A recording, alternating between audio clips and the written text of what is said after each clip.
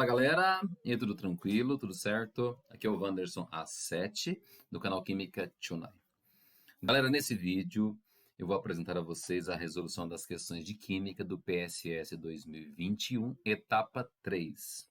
Esse é o processo seriado da Universidade Estadual de Ponta Grossa, da UEPG. Bora lá? Primeira questão entre as de Química. É a questão 26 que fala de isomeria óptica, de carboidratos, essas coisas todas. Vamos lá. Então, baseado na estrutura dos açúcares glicose e frutose, assinale o que for correto. Então, vamos resolver. Primeiro item. Ambos os monossacarídeos não apresentam isomeria óptica. Bom, condição para ter isomeria óptica qual que é? Presença de carbono quiral ou carbonos quirais, que é a mesma coisa que carbono assimétrico. Que carbono assimétrico? Aquele carbono com 4 ligantes, todos diferentes. Então, quando você olha para a molécula de glicose, como é que fica? Esse carbono da glicose é assimétrico, esse aqui também é, este também é, e esse também. Tem 4 aqui. Na frutose, esse carbono é assimétrico, esse também, esse também. Então, tendo um carbono assimétrico, já tem isomeria óptica. Entende? Ambos os monossacarídeos não apresentam? Errado. Os dois apresentam isomeria óptica. Beleza? Segundo item fala assim. Trata-se de moléculas solúveis em água. Bom, tem gente que já decorou que todo carboidrato, todo monossacarídeo é muito solúvel em água. Então, explicação para isso. Perceba que nos dois carboidratos que o exercício te deu, você tem o quê?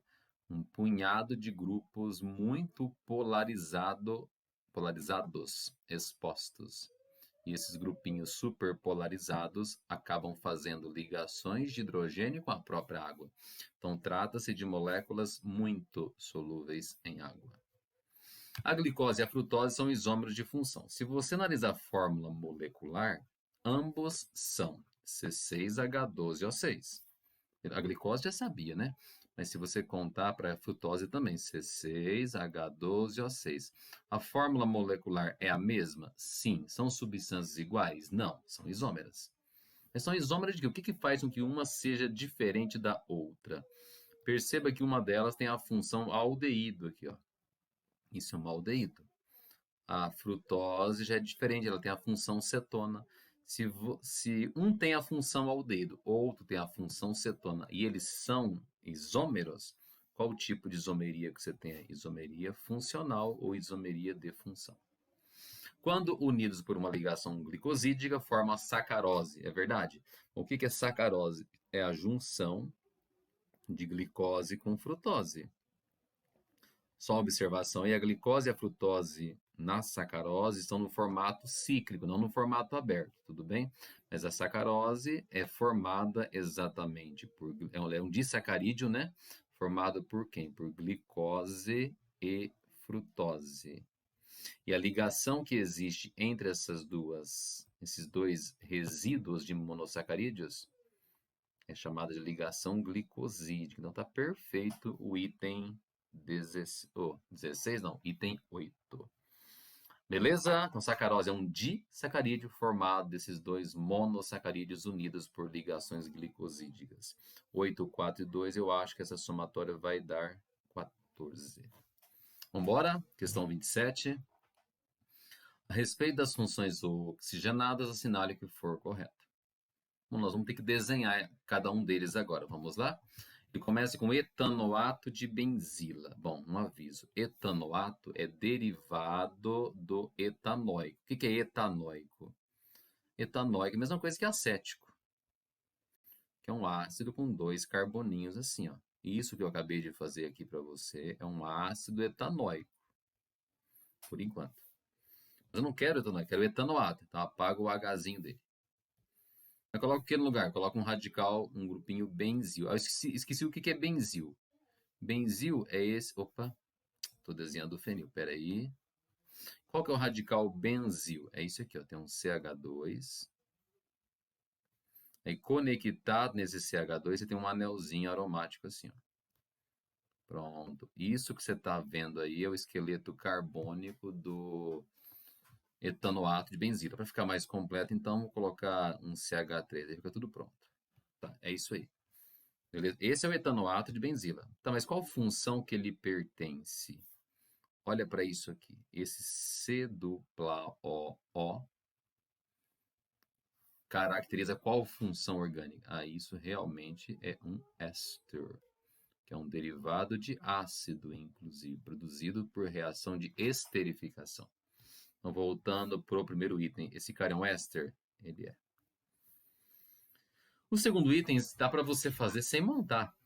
2-metilbutanal. Al é a terminação característica de aldeído, não de álcool. Se fosse ol, tudo bem. Mas al é para aldeído e não para álcool. Propanoato de potássio é uma cetona. Peraí, mas cetona tem que tipo de terminação? Ona. Propanoato de potássio é nome de que isso? É nome de sal, nome duplo. Propanoato é um pedaço do propanóico e potássio é o K+, que você conhece. No propanoato de potássio é um exemplo de um sal derivado de ácido e não exemplo de uma cetona.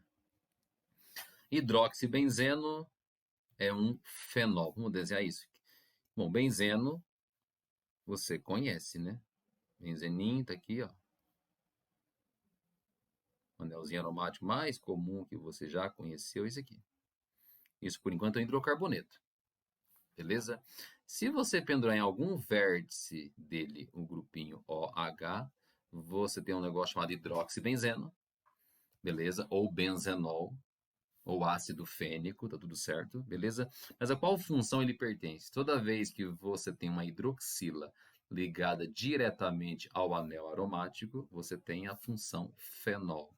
Então, esse item está correto. 0,8 com mais 1, normalmente vai dar 0,9. Bora lá? Questão 28, que fala sobre conceito da isomeria. Sobre isomeria, assinale o que for correto. Isômeros de cadeia são compostos que apresentam a mesma fórmula molecular. Bom, isomeria é isso, né?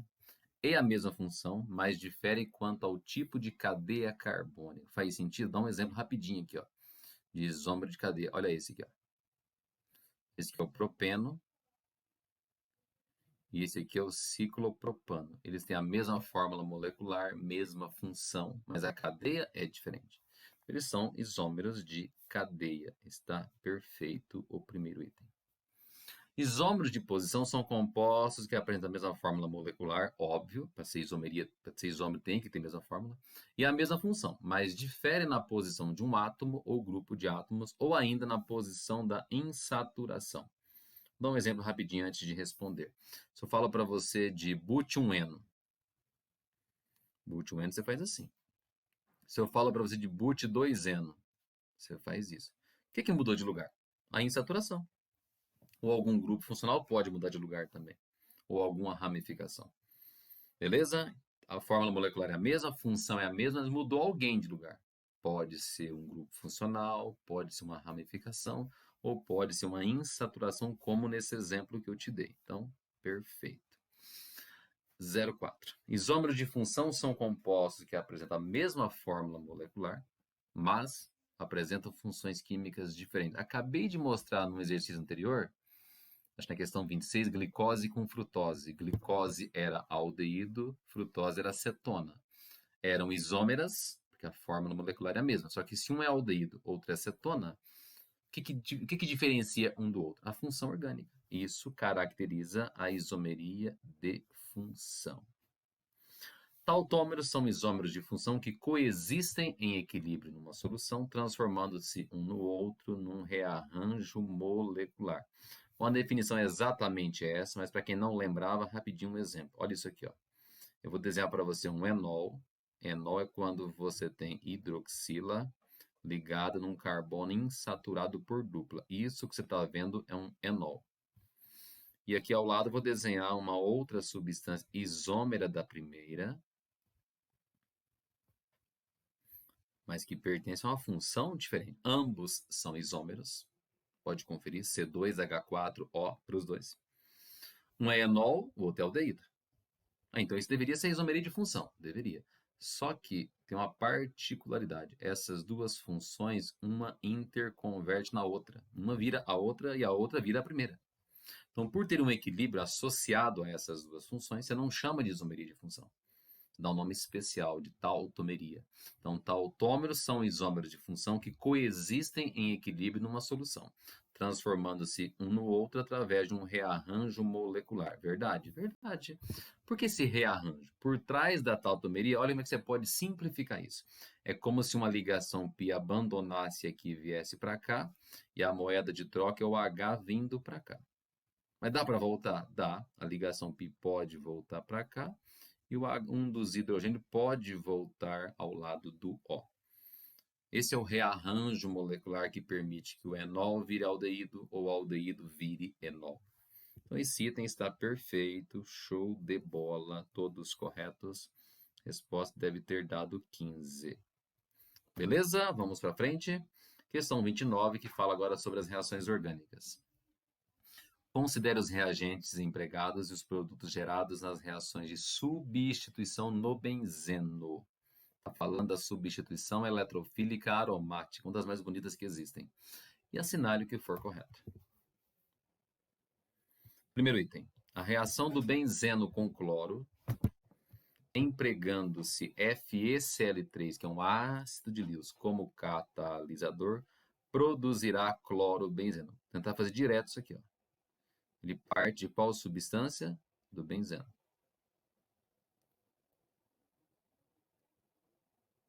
Pronto, isso é benzeno. Reação com cloro, com Cl2. O que você vai fazer? Você vai colocar um cloro. Mas em que lugar? Onde você quiser. Todos os vértices do benzeno têm um hidrogênio.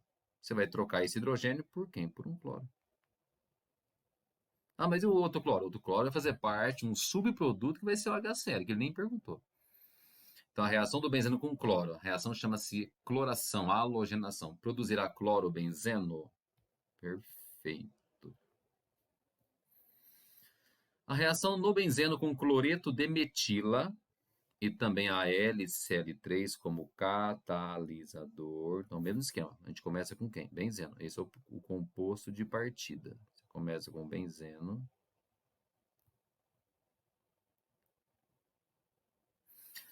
E a reação vai ser feita com cloreto de metila. Fazendo um rascunho aqui embaixo. O que é cloreto de metila? Metila, lembra do cebolinha no buraco, né? Ó, cloreto de metila. O que vai acontecer aqui, professor? Um dos hidrogênios vai sair do benzeno e vai combinar, sabe com quem? Com esse cloro aqui, ó. Então, um dos hidrogênios que sai de um vértice do benzeno combina com esse cloro. Mas o CH3? O CH3 é quem vai grudar no lugar, em qualquer vértice que você quiser. Então, o benzeno se converte agora em metilbenzeno. Mas como é que é o nome dessa reação aqui? Essa reação se chama alquilação de Friedel-Crafts. Escreve assim, ó. Friedel-Crafts. Parece Fidel Castro, Minecraft, sei lá. O nome do processo é alquilação de Friedel-Crafts. O que ela produz para a gente? Um metilbenzeno, que você pode chamar também de tolueno. Está escrito outra coisa no exercício aí. Está falando de metilfenilcetona. Nada a ver. Esquece. Beleza? Vou apagar aqui os rabiscos, os rascunhos. 0,4. A reação do benzeno com uma mistura de ácido nítrico concentrado e sulfúrico concentrado. Qual a grande sacada desse item? Toda vez que você usa sulfúrico e nítrico juntos, você quer provocar um fenômeno chamado nitração. O que é nitração? Grudar no benzeno um grupo nitro. Mas o que é nitro? É o NO2. Então, apareceu nítrico e sulfúrico, é para você fazer isso aqui, ó. Acabou. Lógico, tem um subproduto, que é a água, que nem perguntou aqui. Vai produzir nitrobenzeno? Pior que vai. Então, esse item, certíssimo. Item 08. A reação do benzeno com ácido sulfúrico concentrado. Agora não tem o nítrico mais, é só o sulfúrico. Toda vez que você usa o sulfúrico concentrado ou sulfúrico fumegante, que é a mesma coisa, é porque você está provocando uma sulfonação. O que é sulfonação? Trocar um dos hidrogênios do benzeno por um grupo sulfônico. E quem que é o grupo sulfônico? SO3H. Apareceu sulfúrico reagindo com benzeno, é para fazer isso.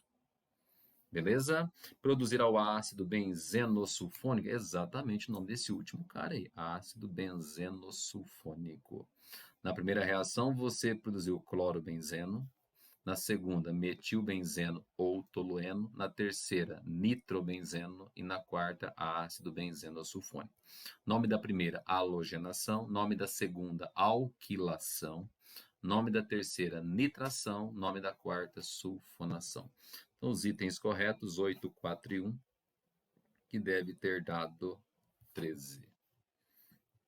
Bora para a última. A questão 30 ainda fala de reações, só que de um outro tipo. Com relação a reações orgânicas, assinale o que for correto. Primeiro item diz assim: reações de adição são reações em que duas moléculas se associam, originando uma única molécula. Peraí, quando duas moléculas resolvem virar uma só, nome bonito de sim orgânica é o que? Condensação e não adição.